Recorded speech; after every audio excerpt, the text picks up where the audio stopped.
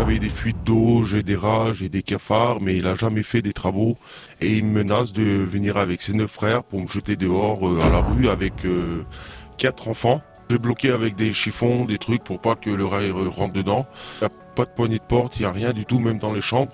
Tout est pourri à cause de la fuite. On a tout jeté, j'ai tout jeté dehors là, et il n'y a plus rien quoi. J'ai payé 1000 euros, la petite maison qui est derrière moi. Et là-bas dans le garage, 200 euros. Depuis que j'ai eu ce problème-là, j'ai pu travailler. C'était impossible pour moi.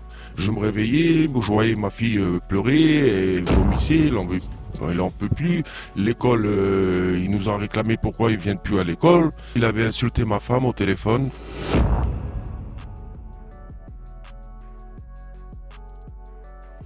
Bonjour, je suis Sullivan Jous, conseiller municipal de la ville de Sevran, également responsable associatif. Je veille au respect de la dignité humaine et au respect de l'égalité devant la loi. On va conserver votre anonymat conformément à votre volonté. Nous sommes aujourd'hui dans la cour de votre domicile, donc un domicile que vous louez dans la ville d'Aulnay-sous-Bois, Oui. un propriétaire particulier. Et vous rencontrez depuis un certain nombre de temps certaines difficultés. Alors est-ce que vous pouvez nous raconter quand est-ce que vous êtes arrivé, comment se sont déroulés les événements et quelles problématiques vous rencontrez aujourd'hui, s'il vous plaît? Aujourd'hui, j'ai pris la petite maison que je suis ici. J'ai pris environ 3 ans et demi. Et le propriétaire, il voulait faire des travaux, mais il les a jamais fait. Il me promet des trucs, mais il les a jamais fait. J'avais des fuites d'eau, j'ai des rats, j'ai des cafards, mais il a jamais fait des travaux. Et je suis arrivé là, j'ai pu payer pendant 4-5 mois. Je lui dois environ 5800 euros et il me menace de venir avec ses 9 frères pour me jeter dehors à la rue avec 4 enfants. J'ai 4 enfants, j'ai un enfant qui est marié, il a 2 enfants et moi j'en ai 3 qui sont petits, ils sont là. 4, ouais. Oui, ça fait 5 en tout, ouais.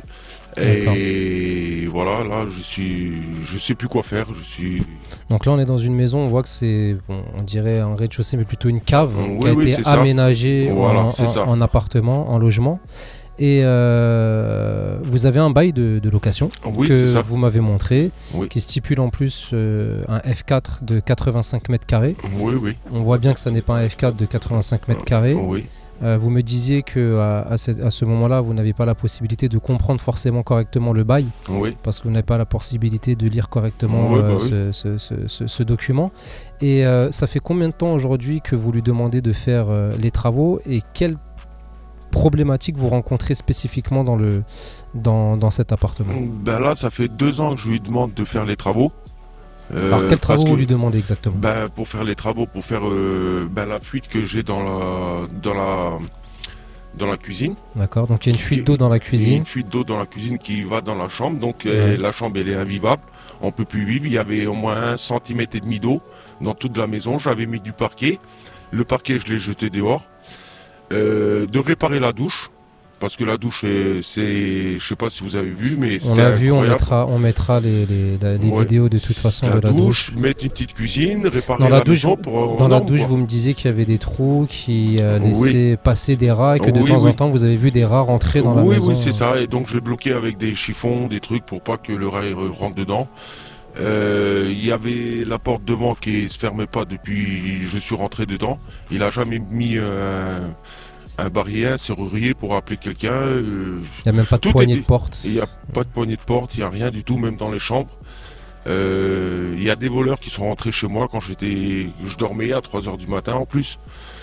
Parce qu'ils ont eu peur, mes enfants. Et le petit, il est venu vers moi, il m'a réveillé en sursaut. Papa, il y a des voleurs. Donc je me suis réveillé, le voleur il s'est barré, il s'est enfui.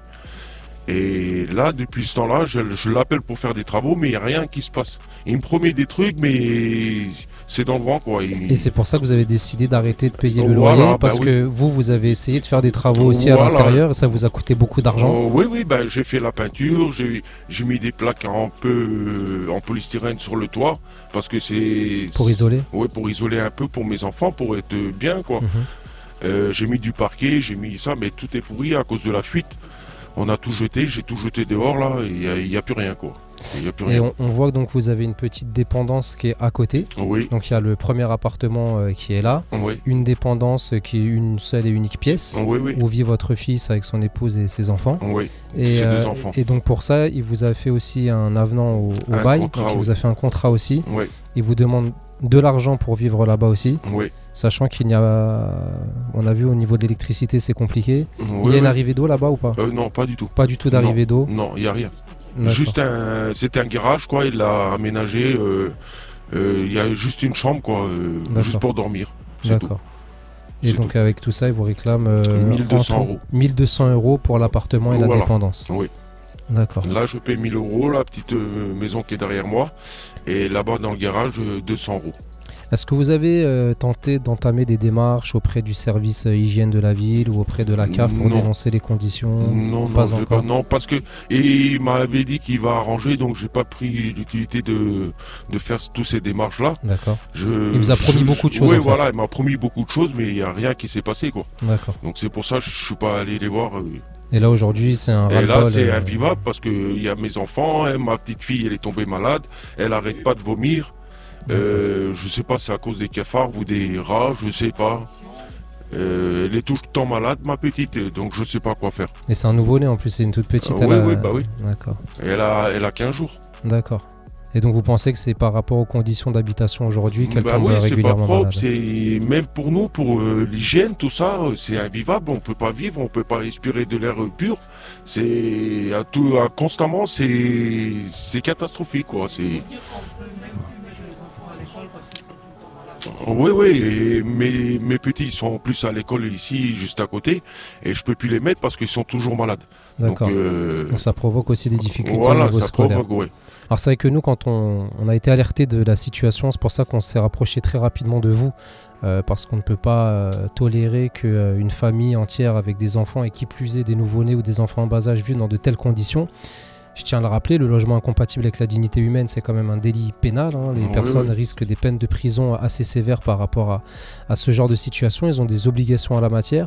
Nous, ce qu'on peut vous proposer, c'est un accompagnement, à la fois administratif et éventuellement judiciaire, si vous le souhaitez. Oui, c'est gentil. On comprend que vous ayez mis du temps un petit peu à enclencher ce genre de procédure, parce qu'on espère toujours que les choses puissent se régler à l'amiable. Voilà, bah oui. On s'est dit on peut éventuellement faire en sorte que ça se règle à l'amiable. Voilà. Au vu de l'impossibilité de régler le litige de cette manière-là, vous avez décidé aujourd'hui de faire valoir vos droits. Nous, on se propose de vous accompagner. Et donc, voilà, la première des choses, je pense, ça sera de mettre en demeure le bailleur de faire les travaux, éventuellement saisir le service d'hygiène, éventuellement faire un dépôt de plainte pour logement incompatible avec la dignité humaine, en espérant que l'État contraigne le bailleur à faire les travaux. Et s'il estime que ce local n'est pas compatible avec un usage d'habitation, soit contraint, donc que le propriétaire soit contraint de vous reloger dans les plus brefs délais, en espérant aussi que vous pourrez être indemnisé à la hauteur du préjudice que vous avez subi et que vous subissez encore aujourd'hui, parce que au vu de tout ce que l'on a pu constater et ce que vous m'avez montré, votre témoignage, on voit que le préjudice à la fois matériel, physique et moral, et même financier, parce que vous avez dépensé quand même beaucoup d'argent pour les travaux, il est quand même colossal. Donc nous, on va vous accompagner là-dessus en fonction de ce que vous voudrez prendre comme option, peut-être que le volet administratif, peut-être ajouter le volet judiciaire derrière.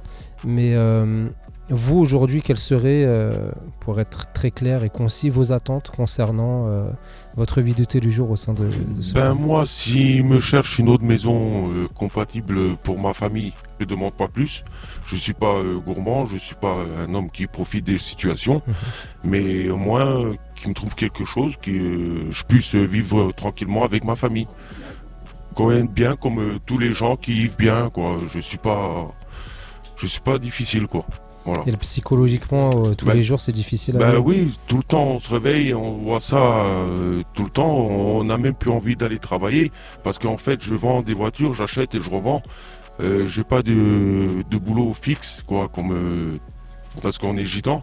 C'est pour ça qu'on n'a pas de boulot stable comme tous les autres. Et il y a des personnes qui ne m'acceptent pas, il y a des personnes qui m'acceptent. Là, j'ai trouvé un boulot pour acheter des véhicules sur le bon coin, les revendre après, le retaper un peu, faire le contrôle technique et je les revends. Et c'est comme ça que je vis ma vie. Vous voyez. Et plus ma femme, elle touche la location familiale. Donc, j'estimais que c'était bien pour moi, mais là, depuis ce temps-là, depuis que j'ai eu ce problème-là, j'ai pu travailler. C'était impossible pour moi. Je me réveillais, je voyais ma fille pleurer, elle vomissait, elle en peut plus. L'école, il nous a réclamé pourquoi ils viennent plus à l'école. Donc j'avais pas la tête tranquille pour aller travailler, quoi. Bien sûr. Ouais. Oui, il y a des cafards sur son pied, je sais pas si c'est les cafards ou un autre truc. C'était enflé, c'était catastrophique, quoi. Tout à l'heure, votre épouse me disait que la cuisine qu'il a installée, c'est une cuisine que le propriétaire aurait trouvée, entre guillemets, à la déchetterie, aux ordures, et qu'il aurait remis. Pas exactement où, et c'est ça qui aurait ramené les cafards. Voilà, c'est ça, oui. Depuis qu'il a ramené la cuisine rouge, c'était une rouge. Et depuis ce temps-là, j'avais acheté des piqûres exprès pour les cafards, tout ça, mais ça n'a pas marché. Vous avez des problématiques aussi sur les chaudières aussi, votre épouse me disait? Oui, on a changé 3 fois le ballon d'eau chaude, c'est ça, 3 fois, ouais. 3 fois, ouais, parce que c'est pas du neuf, quoi, c'est de l'occasion qui ramène. C'est de la récupération voilà, et ça casse à chaque fois, quoi. D'accord. En tout cas, vous pouvez compter sur notre soutien. Je sais aussi que vous avez une crainte que vous m'avez évoquée, peut-être que vous en parlerez ou non, mais c'est que vous avez aussi subi quelques menaces de la part de ce propriétaire. Oui, des insultes aussi. Est-ce que vous pouvez nous en parler un petit peu? Oui, il avait insulté ma femme au téléphone parce que je sais plus ce qu'il avait dit. J'avais menacé que je vais aller à la CAF. Ah oui, elle avait signalé à la CAF pour signaler comment elle vit. Et lui, il l'a insulté, je sais pas si je peux le dire. Comme vous voulez. Il avait dit, oh là, c'est grosse ça, qu'est-ce que tu me fais là? On aura eu des problèmes, moi et toi. Donc après, elle aussi, il l'a insulté. Et là, je sais pas. Et il m'avait dit aussi que si tu veux la guerre, on est 9 frères, on vient, on te jette dehors en 2 minutes et il n'y a plus rien. D'accord. Donc c'est pour ça, donc j'ai peur. Vous avez peur des représailles aussi derrière. Ce sont des éléments importants que nous allons remonter aussi à qui de droit, parce qu'il y a des personnes aujourd'hui dans cet état qui sont en charge de votre protection, et si vous vivez déjà dans de telles conditions, ils doivent faire en sorte que ça cesse dans les plus brefs délais, et que vous ne soyez pas en plus de ça victime de représailles de la part d'un bailleur privé qui s'avère pour le moment être visiblement, selon vos dires, récalcitrant et menaçant.